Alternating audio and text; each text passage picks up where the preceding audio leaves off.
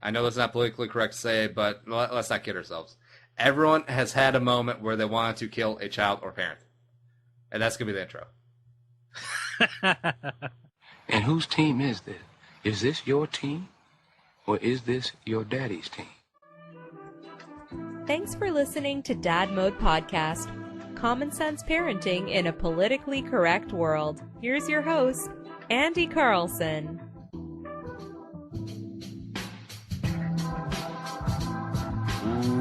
Welcome back to the Dad Mode Podcast, Common Sense Parenting in a Politically Correct World. I'm your host, Andy Carlson, at Andy Carlson Show on the Twitter machine. I'm not a father, and I have no idea what I'm doing, but you don't either there, Jimbo, so let's try and learn something together today. The website is dadmodepod.com, Twitter at dadmodepod, or just use the hashtag dadmode. Joining me again today is Uncle Nick on Twitter at Nicholson. Hey. Hey, Andy, how's it going?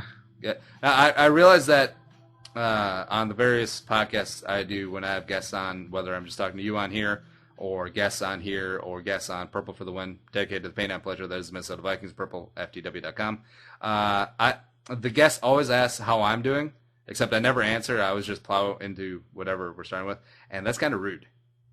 Well, I mean, although it's what am I supposed to say? Good. Or it's been a long stretch. Well, I mean, I could complain to you about my day, but I'm not going to. I'm just gonna nonchalantly say, "Oh, I'm doing fine," you know. But well, I mean, people should believe that we're in the same room together, recording, our podcast, because it's obviously, how most podcasts work that Nick, way together. If we were in the same room, I wouldn't care how you're doing either. Whoa! All right, bitch. Speaking of the same room, all right, so. Well, I don't really have a smooth segue, but the wife took little Muggsy baby, to the Minnesota State Zoo on Tuesday, I want to say. Yeah. And the wife is a huge zoo nerd. She likes the lemurs. She likes the sloths. I self-identify as a sloth and everything like that. And she wants to get the little baby into the zoo. So we got a year-long membership and yada yada, so we can go to the zoo whenever we want. Whenever we damn well please, and free parking, baby. And I was just thinking about taking the baby into public places. I know we've done one about kids at the state fair before, but now I just want to do a general one from like my perspective of taking the kid out in public so far, because we are. Well, actually, by the time this posts, we did take the little baby to the Renaissance Fair, Minnesota Renaissance Fair, on Sunday morning, and hopefully she fared well in the crowd. Oh yeah, that'd be interesting. Now, I feel like babies at her age, which is just over 3 months, are really easy to take care of because you just put them in the stroller and then you strap over like the flaps that don't let the sun in. So it's basically like they're in a cocoon of like canvas cloth, and that's fine. Then they just sleep. Like Muggsy's a great walk sleeper. Oh, really? Nice. Yeah. Oh, with the car rides. Oh, definitely with the car rides. Yeah, I think she's any type of movement kind of just like puts her to sleep. Oh, nice. See, that's why I'm hopeful that when we have to travel with her on a plane, that we'll be in good shape. Although, she could be older that time. She could be in the terrible twos. I don't know. We'll see.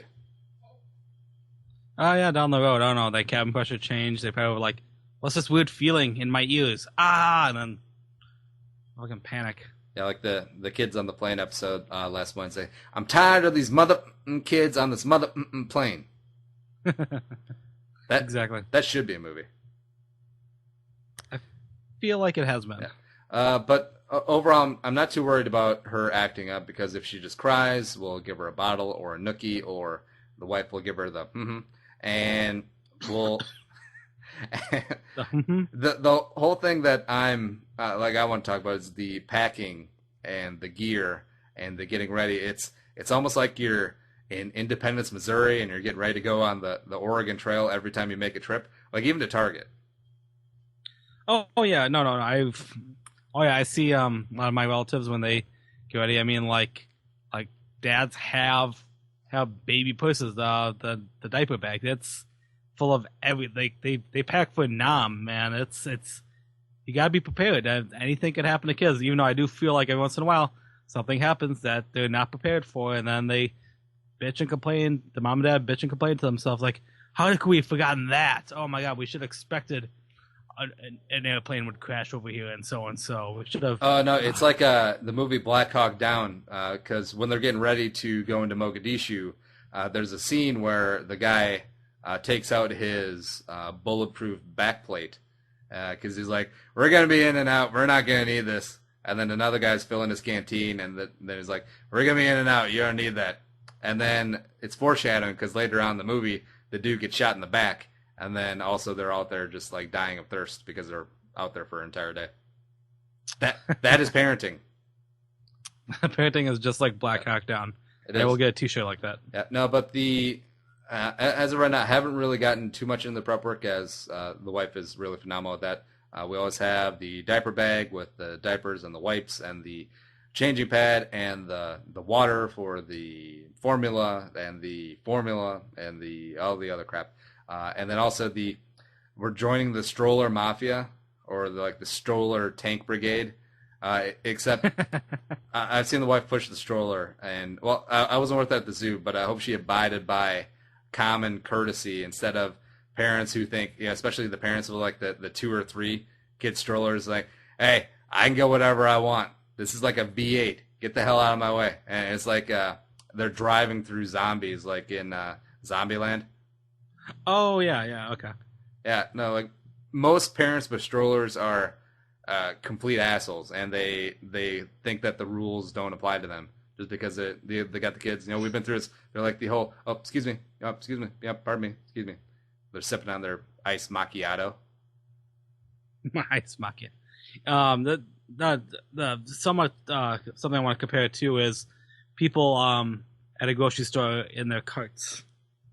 We don't understand cart courtesy, where if you're trying to go through a lane and a woman has her cart diagonally taking up the whole effing lane while she's choosing which pasta to grab, and I'm like, dude, pick a pasta, just move your cart to the side or leave it out of the aisle, and then pick and then go back. You should know what you're getting. I'm through a grocery store in and out in 20 minutes. It'd be 15 if these parents wouldn't take fucking forever. Also, the sidebar is, if you are in an aisle and you're looking at an item on the left side and you have your cart on the right side, that should be a deportable offense. Like, you should be sent not even to a nice country, like Pakistan, northern Pakistan. First offense is a warning. Second one, you're deported. Seriously, you just put your cart on the same side of the aisle that you're looking at. It's not that hard.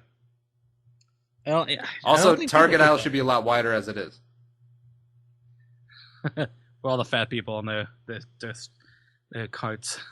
No, like for real, like especially in the pharmacy, they're all like single lanes. Oh yeah, the pharmacy definitely. I totally agree with that. Anyways, what were we talking about? Oh, all right. So kids in public, and when you're at the store or if you're at the fair or Renaissance Festival or a ball game, what have you seen, like parents either being overprepared, underprepared, kids acting out? What? You know what? The thing, like, okay, so I was off today because I called in sick because I felt like garbage. I went to Target this morning when a majority of people who have a 9-to-5 job, aren't at a Target, and you're assuming it'd be nice and quiet. The thing you hear when you think about the thing about kids is you hear them first, hear before you see them. You can hear screaming right when you walk into a Target, so you know where there's trouble. And in my experience, it's always at the cash out.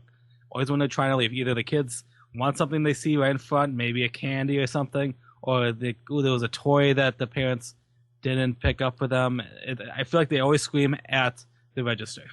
Well, what did your parents ever do with you? Like, did they ever bargain with you, or since you were the spoiled kid, did they just be like, all right, grab it?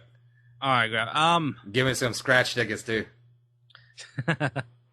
I feel like we bargain at something at home, like you'll be able to play later at home or something, but I typically never got what I wanted or something, and I don't think I've ever made a scene. Then again, I blew it out most of my childhood, so I'm pretty confident I didn't get what I wanted, and I think I don't know, I probably have ADD though, and they probably distracted me with something else, like, hey, look at this, ooh, and then I forgot all about it.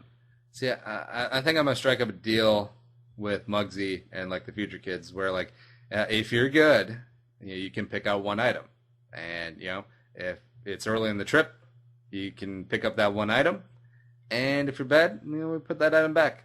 Yeah, quid pro quo. Ah.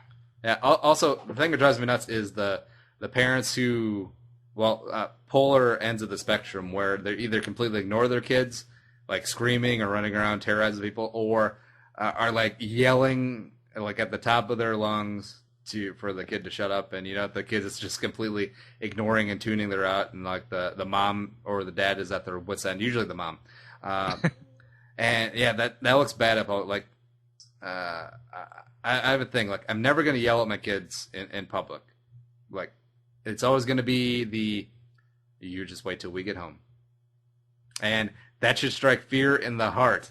Not so much because when we get the kid home, I'm gonna beat the hell out of you like Adrian Peterson. But it's gonna be more like we have that option. It's on the table in the back of their mind, and she'll never listen to this while she's of that age, or the kids won't either. But definitely not going that far. And we'll have a spanking episode. I do believe in spanking, but not like. Not AP belts. style? Not like belts, or grab your own switch, even though that's still acceptable in certain parts of the country and people of a certain age.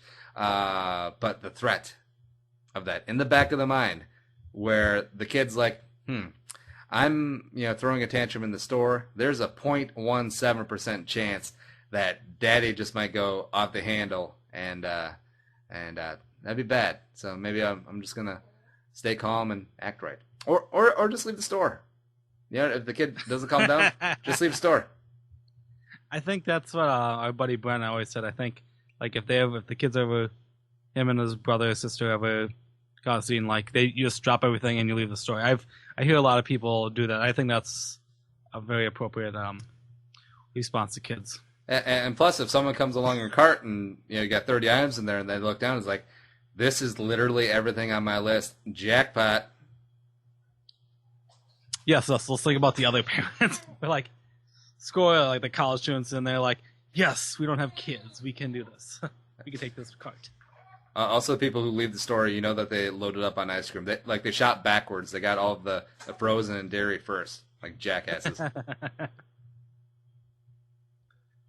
You were talking earlier about the making bargaining with the kids. We're like, oh, if you're good, you guys can get one item.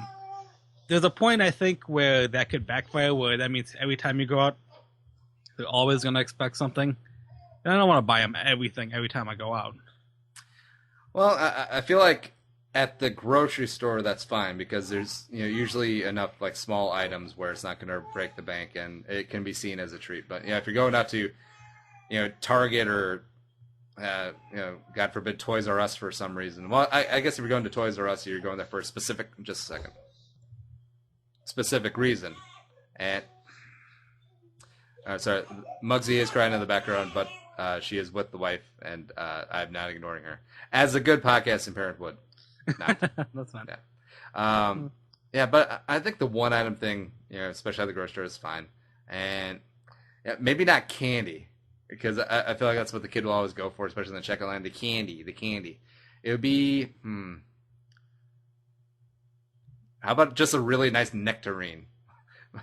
Yeah, I'm sure kids love chewing up nice nectarine. Well, you never know. There are weird kids, and who knows? Maybe the nectarine industry will step up their advertising game.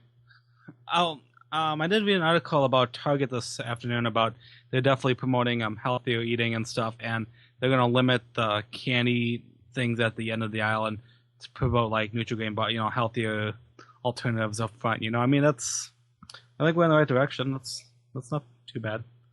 But it's hard to be candy though. I'm sure we're gonna have to do a podcast about candy episode someday soon. Well, I love that candy like Skittles promotes himself as a fat-free food. Really? Yeah, where it's like, well, yeah, because it's all sugar. There's no fat in it. But congratulations. It's like saying like a fat girl on a dating website says, "I have good credit." Have a great smile. Or it's great like, woohoo. She's really funny. Oh no, what is that? Is that Arrested Development where Michael Cera's girlfriend she's just like this middle school girl is like, and then everyone's like, is she funny? Yeah. Well, because they thought her look was so plain or something. Like it wasn't even like her being fat or anything. It was just like a plain girl. Like, oh, that's Anne. I'm like, you're like, really? You sure? She's fun. Now, as far as I don't know, like it in festivals, you know, because if we're going to Renaissance Fair, tickets are, what was it, like $15, $20? I think so. Something like that. And if the kid starts like absolutely melting down in a spot like that, where say you just got into the festival and you're like, man, I don't know. Do we just push on? Hopefully she shuts up, or do we really leave and just burn this money? I mean, like, God, is your kid having full blown meltdown that nothing will? I mean, there's like a line. I think I'm sure there should be a chart somewhere, like the annoyance of the kid, where like if they reach this high of annoyance, then we should leave. Or I feel like if you're at the point where you're impeding upon other people's good time, then you should go. Okay. Yeah, but if it's just a mild passing annoyance, like if you're walking by a screaming kid, you're like, oh, it's a screaming kid, and they leave. But say you're sat at Puke and Snot or whatever the show is there, and then the kid's screaming in like the middle row, and then like everyone around him can't hear Puke make fun of Snot or Snot make fun of Puke, and then those are two characters at the Renaissance Fair, by the way, for people who didn't know. Then it's time to go, because then you're harshing people's mellow. Yeah, I agree. I totally agree with that. It's so hard to, you don't want to ruin other people's time. I mean, you gotta think about yourself, and everything. So. Yeah, and we just had Nick Hauser on last Wednesday talking about kids on the plane, and you've flown a lot, mostly to Vegas. Have you ever encountered a crying baby on a plane situation? It's usually takeoff or landing. Otherwise, I honestly have been pretty fortunate. I haven't had any meltdown kids during like a long duration or trip. I have read a lot of good memes and internet stories about how like newborn parents of a newborn like giving out candies and earplugs to people on planes. Like, sorry, this is our kid's first time.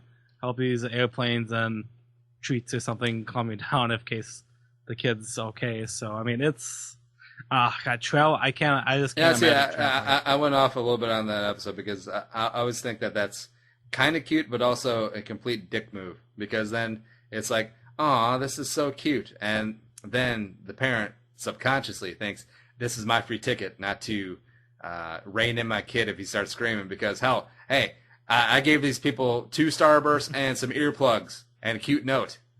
Yeah. Get out of jail free card. It depends what kind of Starbursts they are. If they're not giving, if you get 2 yellow ones, I'm gonna be like, nah, they don't get a break. I want at least 1 pink one. Heaven forbid 1 pink one at least. Also, what kind of world do you accept candy from strangers in a Ziploc bag? A little note from a 6-month-old where it's like a paragraph in a poem. It's like, you didn't write this, kid. You had a ghostwriter. I call BS on Braden writing this little note. Or Jaden or Caden. Yeah. And this ain't his first time flying. I saw him in the Delta Sky Lounge. Yeah. Hitting on some waitresses beforehand. He was getting a little handsy, that Braden. Yeah. As I said, I mean, I haven't had too many issues with any kids, I think, outdoors or at all. We had that one episode with State Fair. I told you about the mom where the kid was being loud and screaming in the stroller. She just kind of went up and tried to use that mouth as an effing cork in front of the kid's face. That made me laugh. That was an interesting way of trying to make a kid quiet. Actually physically forcing their hands over the kid's mouth while they walk. Have you ever encountered a spot where you just wanted to smack a kid in public? No. Lies. Come on, Nick. I don't think. know. Put me on the spot. I don't. Everyone has a moment where they just want to murder the kid or the parents. And that's not, I know that's not politically correct to say, but let's not kid ourselves. Everyone has had a moment where they wanted to kill a child or parent. And that's going to be the intro. I couldn't give you a specific example. I'm too mellow or laid back.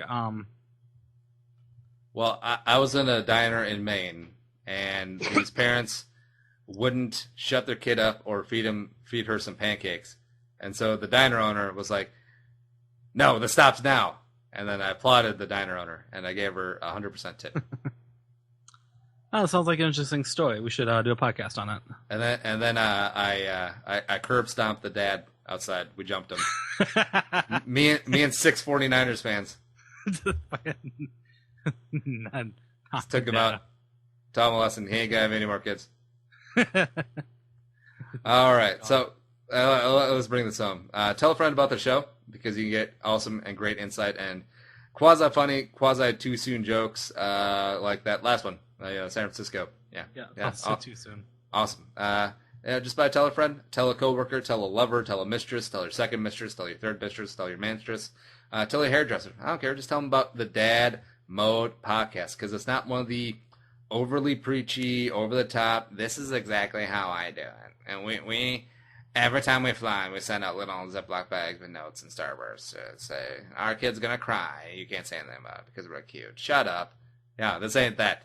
Also, support us on Amazon. dadmodepod.com, top left corner. Click through our Amazon banner. It'll take you there through our link, bookmark that, and just buy all of your stuff through Amazon that you're going to buy anyway.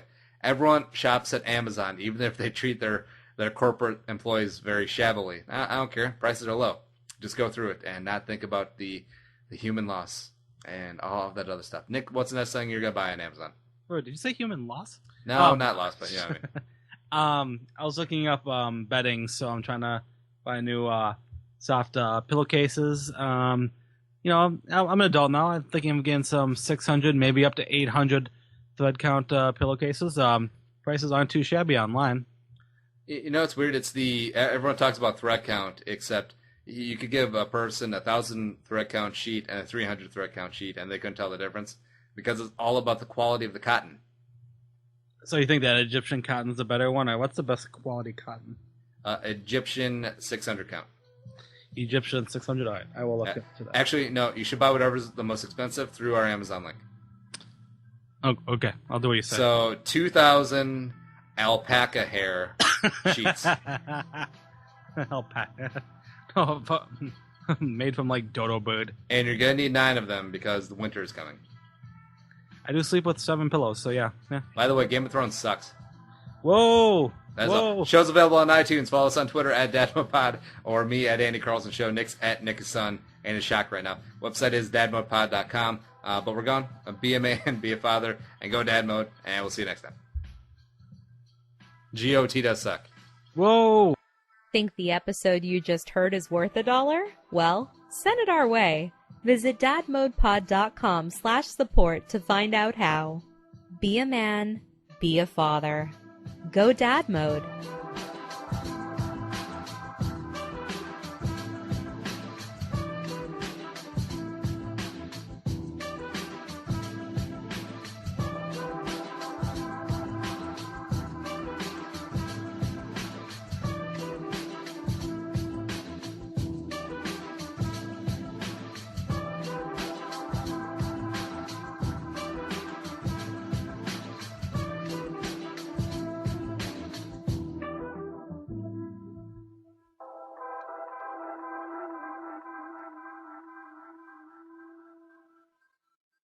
The music is created and produced by deeB. To hear more of his tracks, visit soundcloud.com/deeB.